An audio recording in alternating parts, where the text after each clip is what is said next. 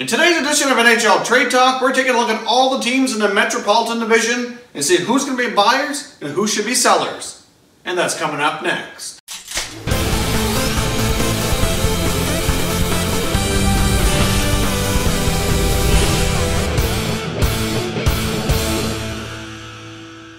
Hey everyone, and welcome back to another video here at Top Shelf Hockey. If you're new to the channel, thanks for stopping by. We review and discuss all 31 NHL teams, so if you're a huge hockey fan, consider subscribing and clicking the bell so you don't miss anything. So let's discuss the Metropolitan Division. Let's take a look at all these teams and see who's going to be sellers, who's going to be buyers, and what their plans might be at the NHL trade deadline, which is only 25 days away now.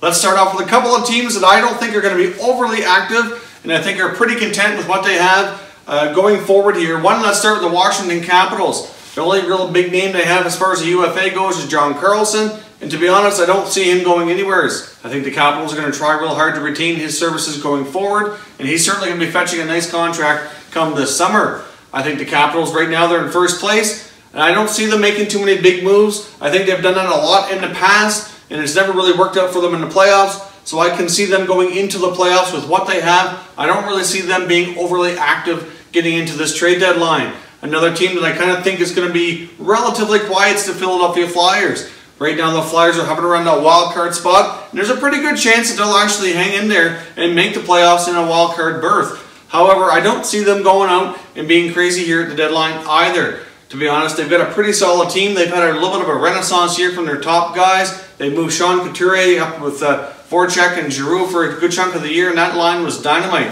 We're seeing Sean Couturier have a bit of a coming out party this year, and I think the Flyers are very pleased with that. They got some good guys on the back end that are young as well. I mean, we might see maybe a move in goal. I'm not really sure. I mean, Brian Elliott's hurt right now, but I don't think that's expected to be too long term. But I think the Flyers understand what they have, and I think they're going to be patient with their building here. I don't see the Flyers being overly active here at this deadline myself. As far as the Carolina Hurricanes go, I do expect they might maybe make a couple of moves. It has been reported that they might be willing to part with forward Derek Ryan and possibly Lee Stepniak since he's an upcoming UFA. One other good note here, at least with the ownership change in Carolina, looks as though the new owners got some good ideas on how to rejuvenate this team. I know this is a little bit of a side note because this is not necessarily trade rumors, but the other night they had their first home game after the All-Star break. He had mentioned that he wanted everybody who's welcome to come down regardless of what you paid for tickets to go down to the lower bowl. So even if you paid for seats in the higher up section, you could certainly come down and get a better view. So he's trying to promote the game a little bit, and they even mentioned about embracing their history a little bit and wearing some Whalers jerseys to kind of, you know, since the team came from the Hartford Whalers down to Carolina, he thinks they should embrace the Whalers history, and maybe they could do that once in a while as like a throwback time to embrace their history there in that city. You know, I wouldn't even be completely shocked. Maybe at some point they'll even do some exhibition games or preseason games or something back up in Hartford. That would be a cool idea too. So Carolina, I think, certainly is in better shape now with the new ownership. I don't see a whole lot happening here at the trade deadline. I know as far as like a player like a Mike Hoffman, for example, is concerned, there was reported that they were interested in him, and I could see it possibly happening, at least with the new ownership. I think their ability to spend a little bit more is certainly feasible. I'm being a little bit surprised if they do too much too soon here, though, but I can see them maybe making a couple minor moves, and like I said, possibly Lee Stepniak and Derek Ryan would be the forwards that would be available should they decide to make a move or two.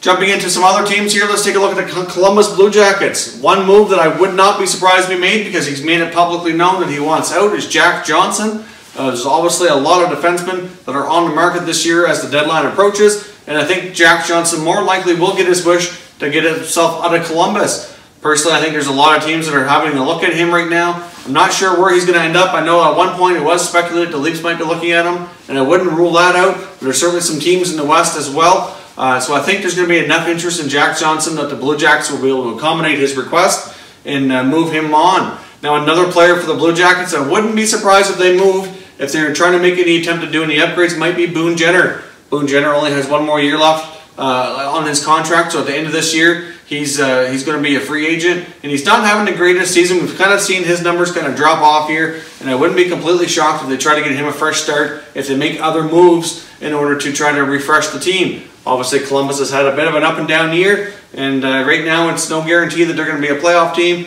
but more than likely, if they can get themselves together here, they should have a good shot to at least be a wildcard spot.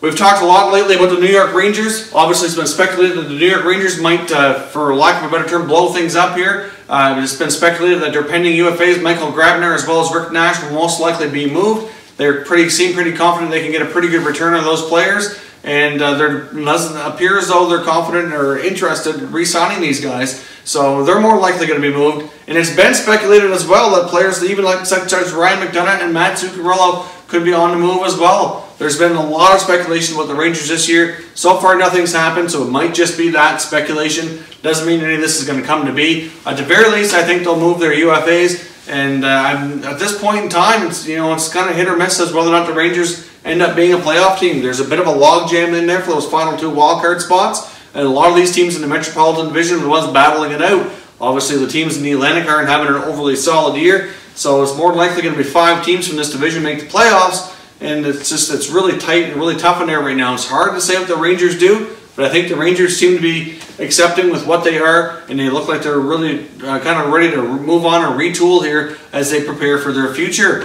One team I think is a little bit of a surprise this year already, and might be a surprise at the deadline, is the New Jersey Devils. I don't think many of us expected the Devils to be this good so fast after last year bottoming it out and having a terrible year. Obviously, they landed the first overall pick with Nico Hischier, and they've had a bit of a rejuvenation this year. Their young players have really stepped up, and the New Jersey Devils are doing fantastic, way better than any of us ever planned or expected them to do this year. So I wouldn't be completely shocked here if we see them make a move. I don't think they, a lot of people didn't see them in this position, and right now they have a lot of cap space, and they have a lot of good young assets. If they want to go after a more experienced forward, for example, like a Mike Hoffman or Evander Kane or any of those guys, they've got the guys in the packages they can put together to do it, and they've got the cap space that they could sell mostly future considerations and prospects, whatnot. They wouldn't have to have anything come off the books to bring in a player like that. So the Devils might be a sleeper team here at the deadline that makes a big move that we never seen coming. They're a team that we haven't talked a lot about because there hasn't been a lot of rumblings in the circles that I keep an eye on for the trade rumors, but I wouldn't be surprised if we see something out of this team. I mean, they got a good general manager in Ray Shero, and he's been known to be, back especially from his days as the Penguins GM,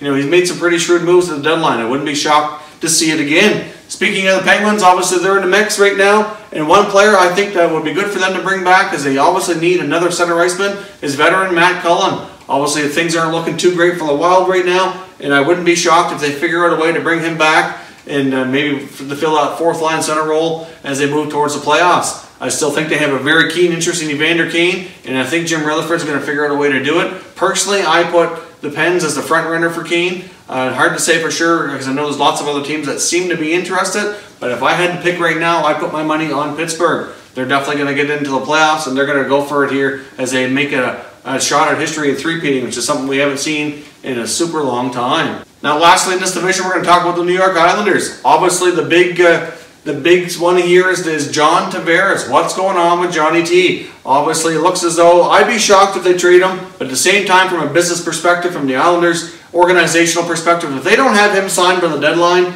they have to take this in consideration. If they lose him in the summer and don't get anything in return, that would be such a big blow to this franchise. It's such a risky move. I know other teams have done it and it's worked out. At this point, I don't think we have reason to believe he's going to leave, but I don't think we have a lot of reasons to believe he's going to stay for sure either. There's going to be lots of other teams that are going to get in their cap situation ready just to throw the money at this guy. And we all know money talks. There's only so much loyalty in sports, and if somebody knocks his socks off here with a mega offer, it's going to be hard for him to turn that down. So I think the Islanders need to be careful here. They need to try hard to get this done. I know there was a report I read today saying that at this point in time that he hasn't even been presented with the extension yet. That we've heard Tavares say that talks have been ongoing, things have been good. He doesn't have any concerns at this point. He's not really saying a whole lot, but really, the report came from Arthur Staples saying, as far as he knew, that there was no contract extension on the table as of right now. So if I were the Islanders, I would be getting on that, and I'd be taking it very seriously to get it done before the deadline, if at all possible. Because he doesn't seem like he's completely ruled out the fact of signing before then. But, Tavares is a very savvy player. He's got a good agent, and I know he's going to do what he can to make sure he gets the absolute maximum value coming back. But the one area, obviously, the Islanders do need to focus on, and if they're going to have any shot at making the playoffs, they need to get some goaltending, and they need it ASAP. Their goaltending can't keep the puck at the net. They're allowing 5 or 6 goals a game, And even though they have a lot of offense up front with Tavares and Bailey and Lee and Barzal and Beauvillier and Eberle, they're all having great years. And they still have a hard time winning games because their goaltenders can't seem to stop a beach ball lately. Don't forget as well to follow us on social media. You're going to see our Twitter handle right here. We're also on Facebook and Instagram. All those accounts are linked down in the description below. Don't forget as well to leave some comments. What do you think in the Metro Division? Who's going to be making the big moves from these teams in this division? There's a lot of good teams here. A lot of them are going to be playoff teams. I personally think the Devils are the team to watch for, and you're also going to see big things from the Penguins. Thanks very much for watching, everybody. We'll catch you next time.